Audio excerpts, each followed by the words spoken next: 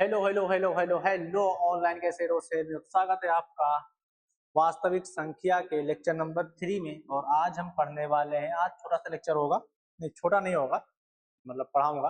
ठीक है, relation between HCF and LCM, मतलब एचसीएफ और एलसीएम में संबंध। ठीक है, क्या होता है वो पढ़ेंगे।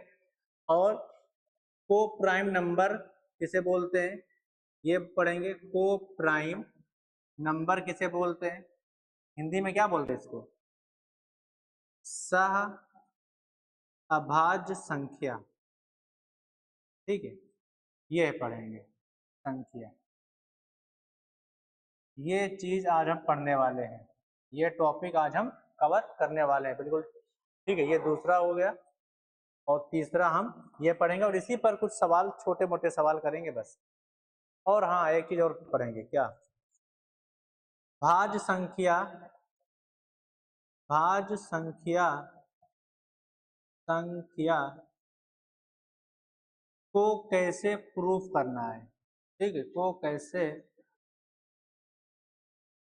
प्रूफ मतलब सिद्ध करना है, सिद्ध, यही होता है स्पेलिंग, सिद्ध करना है, कैसे सिद्ध करना है आज हम लोग ये भी पढ़ेंगे। ठीक है, ये चीज पढ़ेंगे। तो सबसे पहले relation between HCF and LCM for two positive integers. Positive integer मतलब क्या, धनात्मक, बोलो इसका मतलब क्या, धनात्मक, धनात्मक इंटीजर मतलब पूर्णांक। ठीक है, तो हिंदी मीडियम वालों के लिए ये हो गया पूर्णांक, धनात्मक पूर्णांक। तो यहाँ पर हम एचसीएफ एलसीएम के बीच में, इसका मतलब क्या होता है संबंध, ये भी बता दे रहा हूँ। एचसीएफ और एलसीएम के बीच में क्या सीखेंगे आप, संबंध। ठीक है, रिलेशन क्या है उनके बीच में, उनके बीच में संबंध, संबंध ऐसे लिखते हैं। ठीक है, इसके बीच में संबंध क्या है ये सीखेंगे। और ये किसके लिए वैलिड होगा, मतलब कहाँ पर ये एप्लीकेबल होगा, कहाँ पर इसका हम इस्तेमाल कर सकते हैं, सिर्फ जहां पर 2 नंबर का हो बस।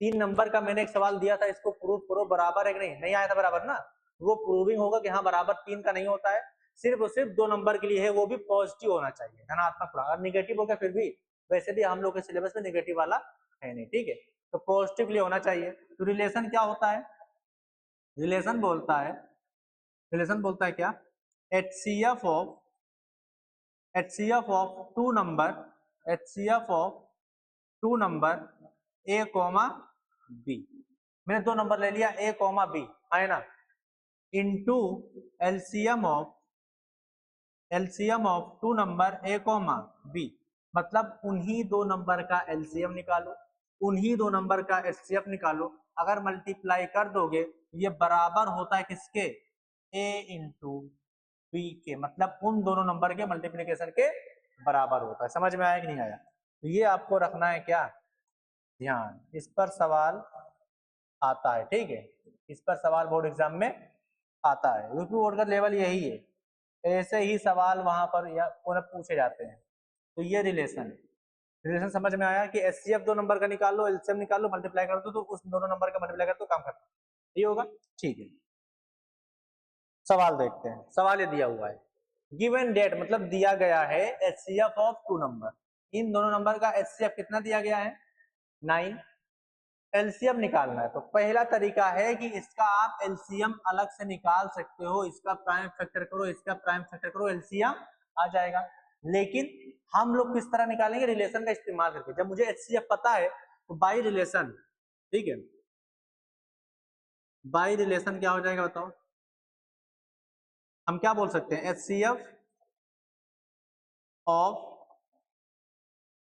ठीक है, एचसीएफ ऑफ इसका 306 5 सॉरी 657, 657 इंटू एलसीएम ऑफ, अगर तुम हिंदी मीडियम के हो इतना, अगर ये अगर लिख दे रहे हो बोर्ड एग्जाम में तो नंबर आपके कटेंगे नहीं। ठीक है, एलसीएम ऑफ इसका 306 657 इज इक्वल टू क्या हो जाएगा, इन्हीं 2 नंबर का मल्टीप्लीकेशन, मतलब 306 इंटू 657, इतनी बात क्लियर।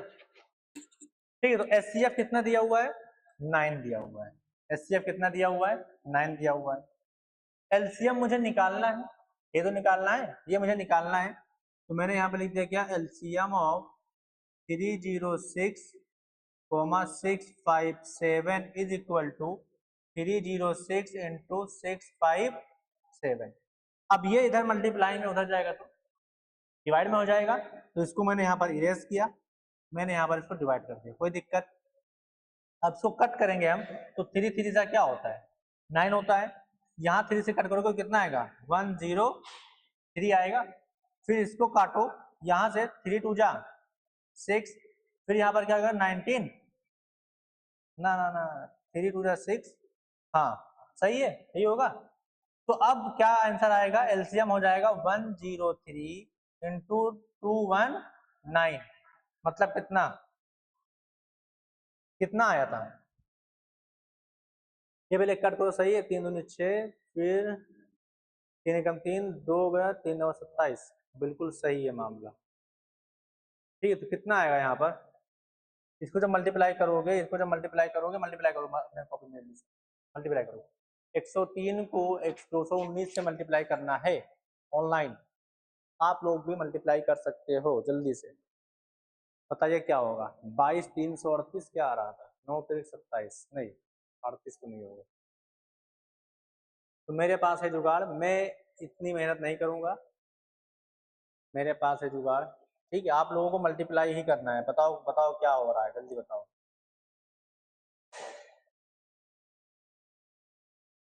तो यहाँ पर आ जाएगा 22557, 22557 यही आया, बताइए जल्दी बताओ। मतलब अगर 306 मल्टीप्लाई कर दूं 657 बराबर डिवाइड कर दूं 9 से, तो क्या यही आएगा, ना ना यहाँ देखो मैंने यहाँ मल्टीप्लाई गलत हुआ है, ठीक है, 3 दूनी 6 होगा, वही तो बोल रहा हूँ, यहाँ पर क्या होगा 3 दूनी 6, 3 तिरिक्का 9, 3 दूनी 6, आप सही है, हाँ आप सही है, ठीक है, यहाँ पर 2 कर लो, आप जब मल्टीप्लाई करो तो 22 338 आएगा, वही कहा एक बार आपने सॉल्व किया था तो 22 338 आ रहा था, 22 338, अब सही है, अब सही, इसका आंसर यही आंसर होगा, समझ में आ गया, तो एलसीएम निकल गया। अब अगर आप प्राइम फैक्टर मेथड लगाते तो टाइम ज्यादा लगता है, ठीक है, इसमें टाइम कम लगा, सिर्फ मल्टीप्लाई करना था बस। आगे बढ़ते हैं, दो संख्याओं का एलसीएम और एचसीएफ क्रमशः 180 और 6 है, ठीक है, दो संख्या है, एक 100 मतलब दो संख्या है, अब संख्या कौन सी है मुझे नहीं पता, उनका क्या है बताओ, एचसीएफ दिया हुआ है कितना, एलसीएम दिया हुआ है 180, एचसीएफ कितना दिया हुआ है 6 दिया हुआ है, यदि एक संख्या 30 है, उन दो संख्याओं में से एक संख्या दिया हुआ है, कितना है 30 है, तो दूसरी संख्या ज्ञात कीजिए। अब देखो ध्यान से, माना दूसरी संख्या x है, ठीक है, ऐसे मानते हैं ना x है, ठीक है, ये हो गया, तो यहाँ पर बाई रिलेशन क्या हो जाएगा बताओ, रिलेशन के द्वारा क्या हो जाएगा, यहाँ बोलो जल्दी से, ये हो जाएगा एलसीएम ऑफ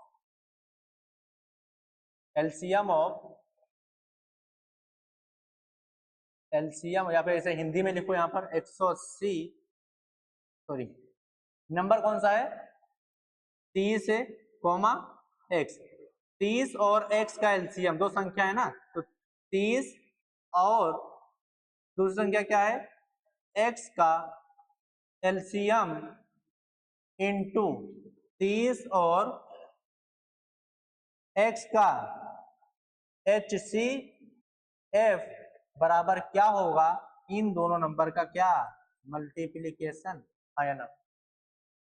तो HCF एलसीएम कितना दिया हुआ है 180, मैंने यहाँ पर लिख दिया, मल्टीप्लाई HCF कितना दिया हुआ है 6 इंटू 30x, तो x बराबर हो जाएगा 180 इंटू 6 अपॉन 30, 0 से 0 कैंसिल, ये कितना 3 टू जा 6, 10 टू जा 36, ये आपका क्या हो गया आंसर। मुझे टाइम इसलिए लग रहा है क्योंकि मैं हिंदी में, ये फर्स्ट टाइम मैं हिंदी में लिख रहा हूँ, ठीक है, मैं हिंदी में फर्स्ट टाइम लिख रहा हूँ, तो ये इंपॉर्टेंट सवाल है, इस तरह सवाल बोर्ड एग्जाम में आता है, 2027 में आ सकता है, समझ में आया कि नहीं आया, ठीक, ये हो गया। अब देखो ये दो संख्याओं का अनुपात 2:3 है, मतलब 2:3 है, अनुपात कितना है 2:3, ऐसे पढ़ते हैं ना 2:3, और उनका एलसीएम कितना है 180। इन संख्याओं का एचसीएफ क्या होगा, इन संख्याओं का एचसीएफ क्या होगा। अब देखो ध्यान से, जब अनुपात दिया होता है तो हम लोगों को नंबर पता है क्या कौन सा है, नंबर नहीं पता है ना। जब नंबर नहीं पता है तो माना दो नंबर या दो संख्या, जो मेरे मुंह से नंबर ही निकल रहा है, दो संख्या कौन कौन सी होंगी बताओ, दो संख्या 2x और 3x होगी। अब जब भी अनुपात दिया होता है तो हम लोग वहां पर 2 मतलब x मल्टीप्लाई कर देते हैं, काम खत्म। क्यों करते हैं, अगर मैं इन दोनों का अनुपात, नंबर एक नंबर ये हो जाएगा, एक संख्या ये हो जाएगी, एक संख्या ये हो जाएगी, दोनों का जब मैं अनुपात निकालूंगा, अनुपात मतलब क्या, डिवाइड करूंगा, तो x क्या हो जाएगा, कैंसिल। तो अनुपात कितना आ गया 2:3 है ना। तो इसीलिए यहाँ पर हम लोग क्या करते हैं बताओ, x लगा देते, काम खत्म। ठीक है, ये हो गया। उनका एलसीएम दिया हुआ है, ठीक है। अब देखो एलसीएम किसका, तो 2x, 3x का एलसीएम मतलब लासा कितना दिया हुआ है 180 दिया हुआ है, और इन्हीं 2x, 3x का क्या निकालना है, का एचसीएफ आपको निकालना है। अब याद करो कल जो मैंने सवाल करवाया था ये वाला, असर्शन और रीजन वाला, कहाँ गया, ये वाला याद होगा, इसको मैंने कैसे किया था, है ना। 2x को मैंने लिखा था 2 इंटू एक्स की पावर 1, 4y को लिखा था 2 की पावर 2 इंटू वाई की पावर 1, फिर हमने कंपेयर करके निकाल लिया था, है ना। वैसे ही यहाँ पर भी ये नंबर, बोलो वैसे ही नंबर कहाँ पर है, यहाँ पर भी है। अरे 2x से 3x का निकाल लेते हैं यहाँ पर। तो अगर मैं इसका एलसीएम निकालू या इनके हिसाब से एलसीएम हुआ, अपने हिसाब से एलसीएम क्या हो जाएगा, तो यहाँ पर अपने हिसाब से एलसीएम क्या होगा बताओ, मैं इसको कलर चेंज करके लिख दे रहा हूँ। तो 2x को मैं लिखूंगा, तो 2x से उसको लिखूंगा 2 इंटू एक्स की पावर 1, 3x को लिखूंगा 3 इंटू एक्स की पावर 1, यहाँ पर 3 की पावर 0, यहाँ पर कॉमन फैक्टर की एलसीएम निकालना है तो हाईएस्ट पावर, तो 2 की पावर 1, 2 की पावर 0 क्या लेंगे, 2 की पावर 1 लेंगे, इंटू 3 की पावर 1 लेंगे, फिर x की पावर 1 लेंगे, यही होगा, हाँ है ना। मतलब कितना 3 टू 6x, कितना हो गया 6x हो गया। तो यहां से हम बोल सकते हैं कि 6x बराबर, ये अपने हिसाब से एलसीएम आया, इनके हिसाब से 180 है, तो 6x बराबर क्या 180, तो x बराबर क्या हो जाएगा 30, x बराबर क्या हो जाएगा 30 हो जाएगा। ठीक है, अब जब x बराबर 30 हो गया, अब बताओ ये एचसीएफ कितना हो जाएगा, अगर मैं इसका एचसीएफ निकालूं तो इस कॉमन फैक्टर की लोवेस्ट पावर, तो 2 की पावर इंटू 3 की पावर 0 इंटू एक्स की पावर 1, तो यहाँ पर कितना x हो जाएगा, x मतलब कितना आंसर। समझ में आया कि नहीं आया। एचसीएफ इन दोनों नंबर का क्या होगा 30 होगा, कितना होगा 30 होगा।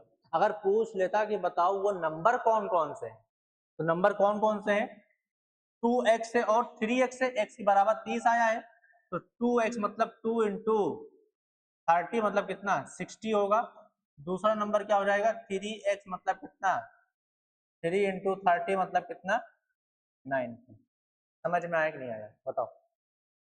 तो यहाँ पर सबसे बड़ा नंबर ये होगा जो इन दोनों को डिवाइड करेगा, और सबसे छोटा नंबर ये होगा जो इन दोनों से डिवाइड होगा। समझ में आया कि नहीं आया। ठीक है, तो ऐसे करते हैं अनुपात वाला सवाल, 2023 में आया था। समझ में आया कि नहीं आया, बिल्कुल समझ में आ रहा है, कोई दिक्कत होगी तो पूछ लेना, पक्का। आगे बढ़ते हैं, सह अभाज्य संख्याएं किसे बोलते हैं, सह अभाज्य संख्याएं किसे बोलते हैं। ठीक है, तो को प्राइम नंबर इसको इंग्लिश में नाम होता है, क्या होता है इंग्लिश में नाम होता है को प्राइम नंबर। ठीक है, अब यहां पर देखो अभाज्य संख्या जैसे ही बच्चे देखते हैं, ठीक है, अभाज्य संख्या जैसे ही बच्चे देखते हैं उनको क्या लगता है, उनको लगता है कि यहाँ पर सिर्फ और सिर्फ अभाज्य संख्या की बात होगी, है ना। लेकिन ऐसा नहीं है, ऐसा नहीं है। तो यहां पर क्या होगा, किसको बोलते हैं, दो संख्या, दो संख्या, ठीक है, कोई भी दो संख्या, यानी होता है कोई भी तुम्हारे सामने डिफरेंस बना रहा हूं इसकी, ठीक है, कोई भी दो संख्या जिनका जिनका HCF कितना हो, 1 हो। समझ में आया कि नहीं आया, ठीक है। तो दो संख्या जिनका HCF 1 होगा उनको हम बोल देंगे को प्राइम नंबर या फिर सहअभाज्य संख्या। फॉर एग्जाम्पल मैंने दो नंबर लिया, एक लिया 2, एक लिया 3। अब बताओ इनका HCF क्या होगा, HCF क्या होगा, 1 हो। कैसे, ये प्राइम नंबर है, ये भी क्या है, प्राइम नंबर। और दो प्राइम नंबर का HCF तो वैसे भी 1 ही होता है, निकालोगे भी फिर भी तो क्या आएगा, 1 ही आएगा। तो ये क्या हो गया, को प्राइम नंबर हो गया, मतलब सहअभाज्य संख्या हो गया, ठीक है। अगर मैंने यहाँ पर लिख दिया क्या, 4,5, इसका भी HCF क्या होगा, 1 होगा। इसका भी HCF क्या होगा, 1। कैसे, निकाल के देख लो, एक में निकाल के दिखा दे रहा हूँ, ठीक है। 4 को लिखूंगा 2 की पावर 2, 5 को लिखूंगा 5 की पावर 1 इंटू 2 की पावर 0 इंटू 5 की पावर 0, कॉमन फैक्टर की लोएस्ट पावर, तो 2 की पावर 2, 2 की पावर 0, 0 क्या लेंगे, 2 की पावर 0 लेंगे, 5 की पावर 0 लेंगे, 2 की पावर 0 1, 5 का 0 1, 1 इंटू 1 1। समझ में आ गया, इसका HCF कितना आ रहा है, 1 आ रहा है। तो ये भी क्या कहलाएगा, सहअभाज्य संख्या। अब मुझे बताओ क्या ये नंबर अभाज्य संख्या है, नहीं, ये भाज्य संख्या है। लेकिन फिर भी इसको मैंने बोला ना, इसको को प्राइम नंबर, इसका मतलब यहां से क्या सीखने को मिला कि यहां पर दो अभाज्य संख्या, अगर दो अभाज्य संख्या लिखी है तो वो हमेशा क्या होगी, सहअभाज्य संख्या होगी, है ना। लेकिन सारी सहअभाज्य संख्या अभाज्य संख्या नहीं होगी। समझ में आया कि नहीं आया, ये सबसे इंपॉर्टेंट पॉइंट है, ठीक है। तो यहां पर मैं लिख दे रहा हूं, यहां पर मैं लिख दे रहा हूं क्या, दो अभाज्य संख्या, अभाज्य, दो अभाज्य संख्या, संख्या दो अभाज्य संख्या, ठीक है, दो अभाज्य संख्या हमेशा हमेशा क्या होंगी, बताओ, सहअभाज्य संख्या होंगी, सहअभाज्य संख्या होंगी, लेकिन, ठीक है, सहअभाज्य संख्या, लेकिन सब सहअभाज्य संख्या, सब सहअभाज्य संख्या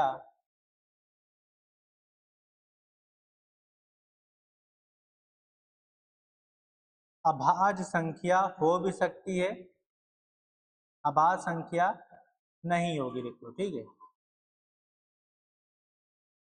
अभाज्य संख्या नहीं होगी। समझ में आया कि नहीं आया, ठीक है, ये हो गया। देखो अभी मैं पूरा हिंदी में लिखवा रहा हूँ, ठीक है, जितने चैप्टर में पढ़ा रहा हूँ हिंदी में लिखवा रहा हूँ। तो इतना हिंदी में आपको लिखना मतलब सीख जाना, इतने में हिंदी लिखना सीख जाना। फिर जब जुलाई से क्लास चलेगी तो क्वेश्चन आपका हिंदी में लिखा रहेगा, लेकिन मैं करूंगा कैसे, इंग्लिश में। समझ में आ रहा है, ठीक है, समझ, कोई दिक्कत तो नहीं होगी ना। हाँ, तो वो आपको प्रैक्टिस करनी पड़ेगी। हाँ, अभी मैं पूरा करवा दे रहा हूँ, हिंदी में लिखवा दे रहा हूँ, ठीक है, इसमें सीख जाना, क्योंकि मैं हिंदी इंग्लिश दोनों लाता हूँ, ठीक है। ये हो गया, तो ये बात समझ में आया। ये के भी आपको क्या रखना है, याद रखना, ध्यान रखना है, MCQ के लिए है मामला ये। आगे बढ़ते हैं, सवाल देखो, यदि A और B सहअभाज्य संख्या है तो उनका HCF क्या होगा, बताइए। अगर जो दो A और B सहअभाज्य संख्या है, मतलब क्या, को प्राइम नंबर है या फिर रिलेटिवली प्राइम, इसी को बोलते हैं क्या, को प्राइम नंबर। क्या बोलते हैं, को प्राइम नंबर, हिंदी में क्या बोलते हैं, सहअभाज्य संख्या।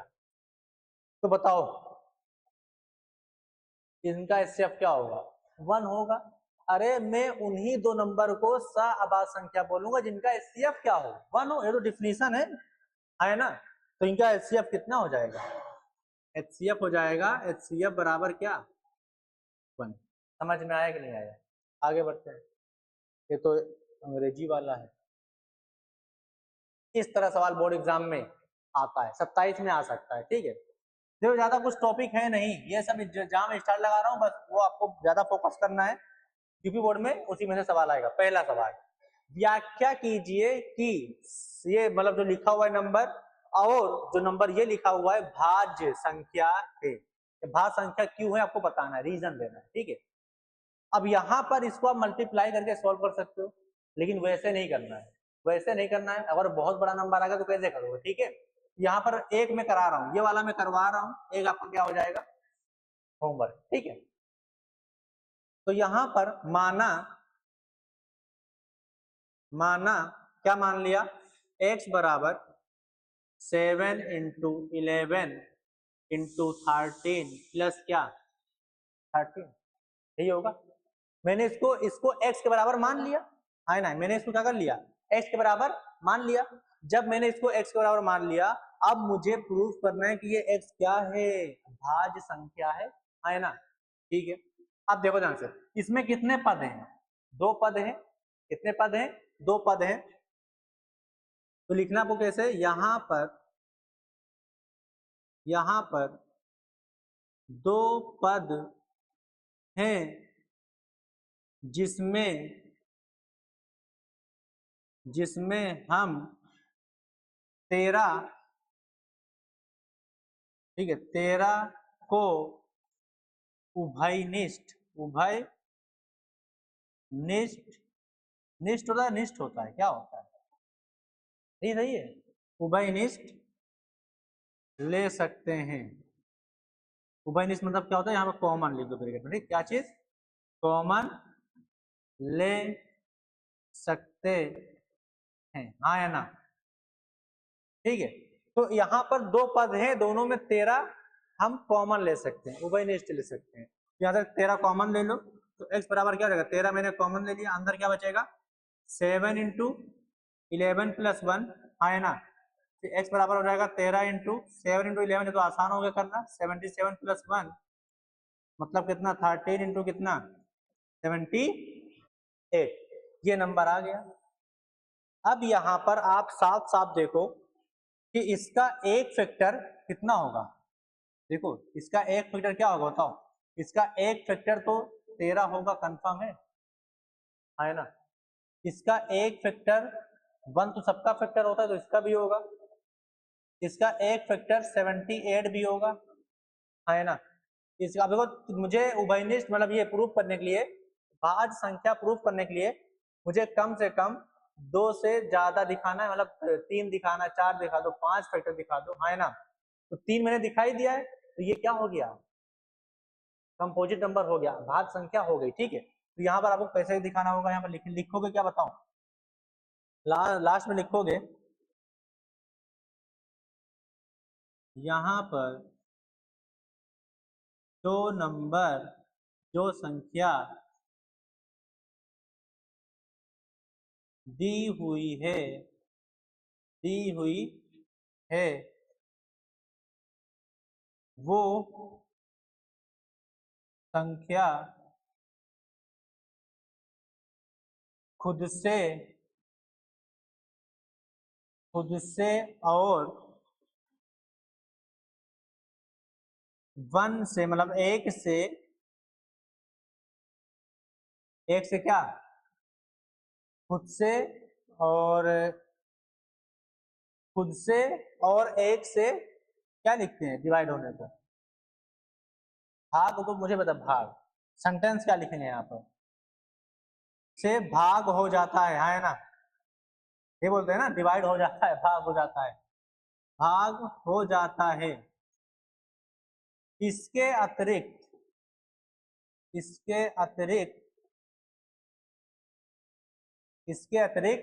वो और कई नंबरों से, वो और कई संख्याओं से, इसके अतिरिक्त वो और कई संख्याओं से भी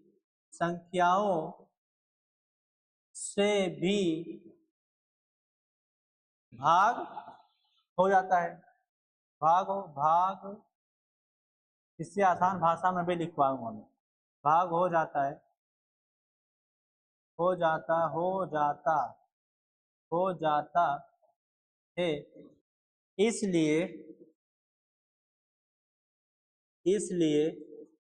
यहाँ पर जो x है, जो नंबर दिया हुआ है x, अब भाज्य संख्या है। ठीक है, ये हो गया। इससे आसान भाषा क्या लिखते, इससे आसान भाषा में लिख सकते थे क्या, यहाँ पर जैसे यहाँ पर मैं ये आपको करके एरो बना के दिखा देना है, ठीक है। तो आपको स्क्रीन से लिखना होता क्या, यहाँ पर x के 2 से ज्यादा गुणज हैं, तो गुणज बोलते क्या बोलते, गुणनखंड है, ठीक है। हाँ, 2 से ज्यादा गुणनखंड है, इसलिए इसको हम क्या बोलेंगे, भाज्य संख्या, ठीक है। यहाँ पर दूसरा ये हो गया पहला तरीका, ये बहुत बड़ा, ये ऐसा एग्जाम में लिखने की जरूरत नहीं है। दूसरा तरीका क्या हो जाएगा, यहाँ पर x के 2 से ज्यादा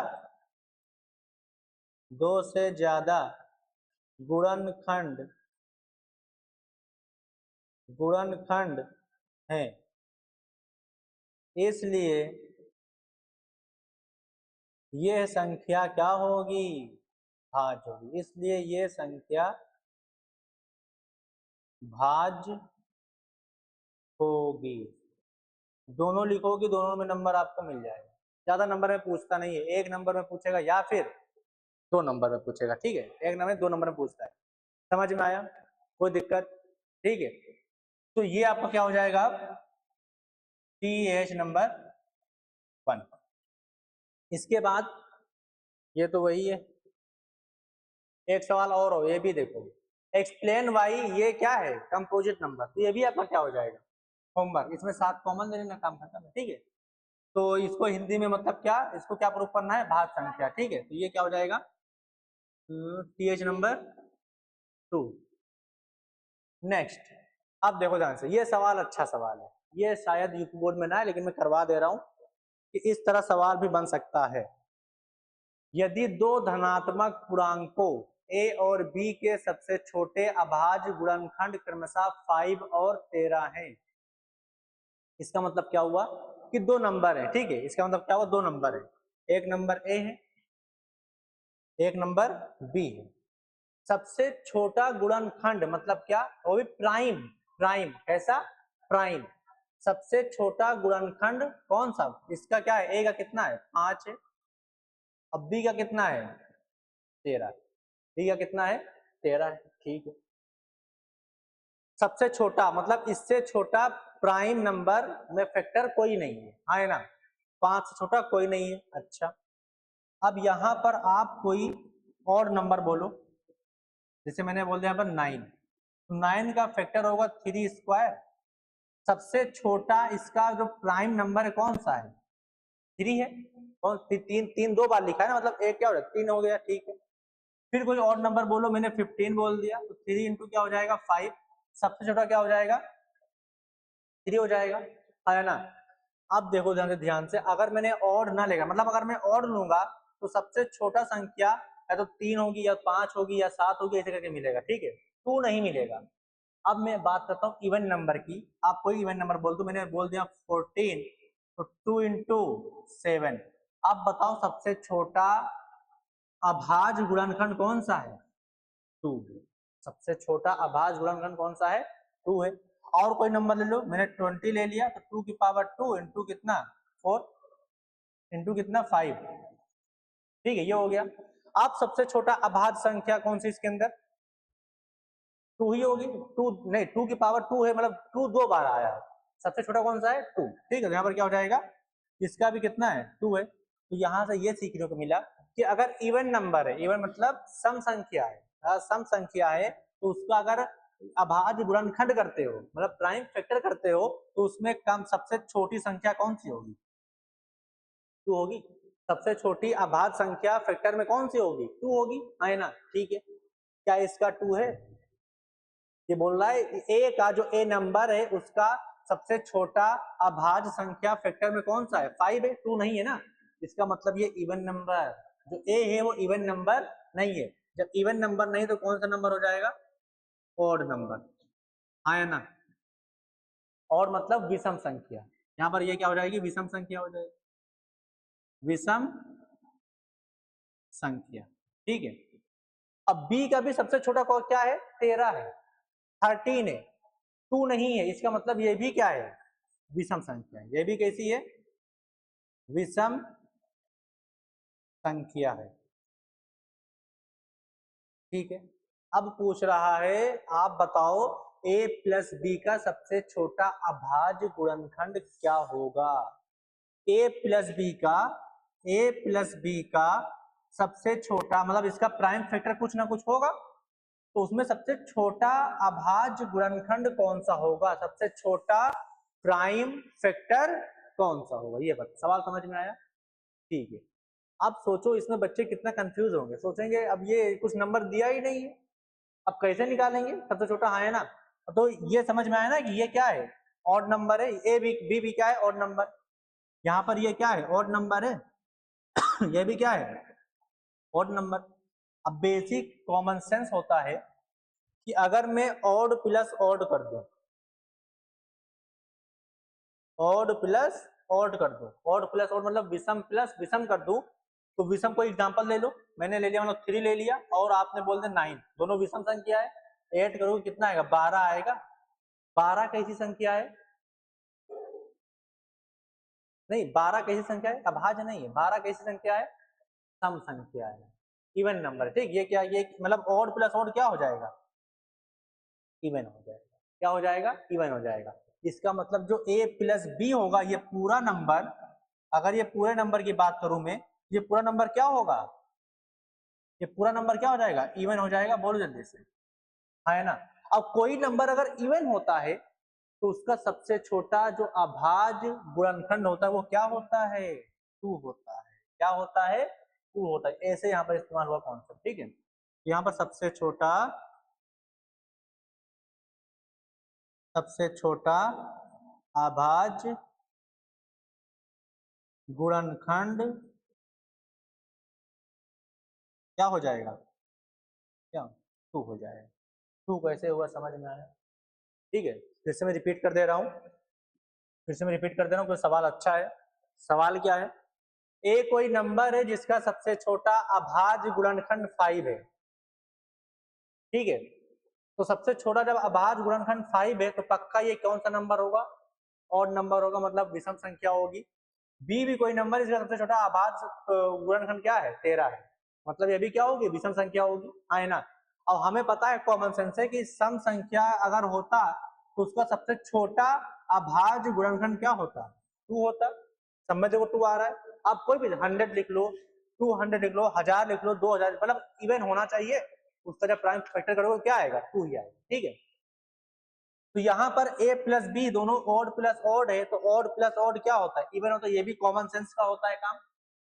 तो मतलब अगर मैं इसको जोड़ूंगा तो एक इवन संख्या आएगी, मतलब एक सम संख्या आएगी, इवन नंबर आएगा।